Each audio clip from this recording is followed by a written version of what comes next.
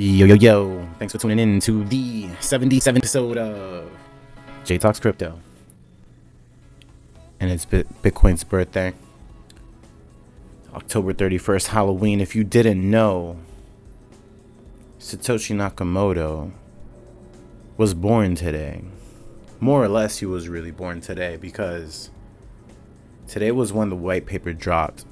And in honor of celebrating this day, I will go over 13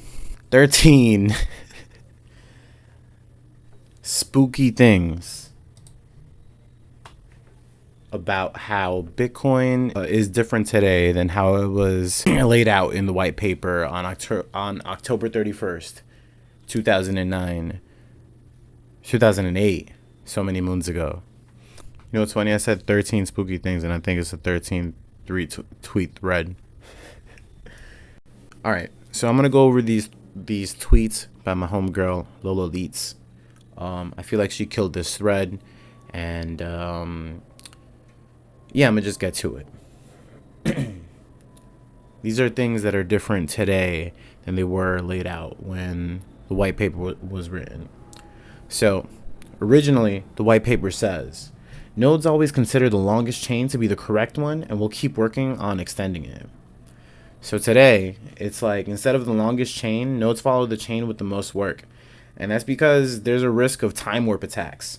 And that means that bad actors can generate a longer chain with less work by manipulating some random field that you have no idea about because it's spooky, because it's Halloween. And the result is that the difficulty is reduced. Another one is, originally in the white paper, it says, we define an electronic coin as a chain of digital signatures. And today, a Bitcoin is not defined as a chain of digital signatures, as it's pretty much possible to spend and receive coins without any signatures at all. Rather, a Bitcoin is defined as a UTXO, or also known as unspent transaction output. Originally, in the white paper, it has a section where it goes over reclaiming disk space. Once the latest transaction in a coin is buried under enough blocks, the spent transactions before it can be discarded to save disk space. Today, the concept of pruning was never implemented. Instead of discarding transactions and keeping blocks, we keep the UTXOs and discard old blocks. Before, in the white paper, it said, the simplified method can be fooled by an attacker's fabricated transactions for as long as the attacker can continue to overpower the network. One strategy to protect against this would be to accept alerts from network nodes when they detect an invalid block. And alerts were never really implemented, as you cannot verify a block by itself. To verify a block, all the blocks before it are needed. The only way to implement an alerts for simplified payment verifications are ZKPs. I don't know what that shit is either, and I ain't gonna look it up. You got some homework to do. There's a side note to this, and it's not the definition of CKP. It's SPV, and they say that it's rarely used.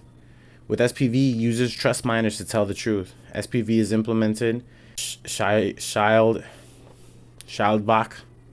wallet, the first Bitcoin mobile wallet. Instead of using SPV, users today rather use someone else's node, trusting the node operator.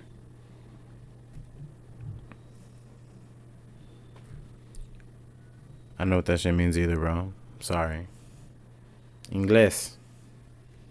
Por favor, o español. Actually, I can't. You know what's really funny? I know Spanish. I don't know Bitcoin Spanish. I'll just say that much. Normally, so this is another one that was originally in the white paper. Normally, there would be either a single input from a larger previous transaction or multiple inputs combining smaller amounts, and at most two outputs, one for the payment and one returning the change, if any, back to the sender. Today, we have transactions with much more than two outputs, such as coin joins. For example, yesterday, a transaction was created with 407 outputs. And then That's the end of the thread.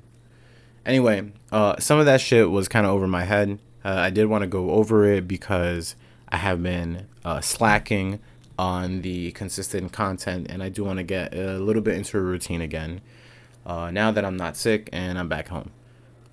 Anyway, don't forget to like, comment, and subscribe. You guys know I hate asking, but this is J Talks Crypto, and I'm signing off.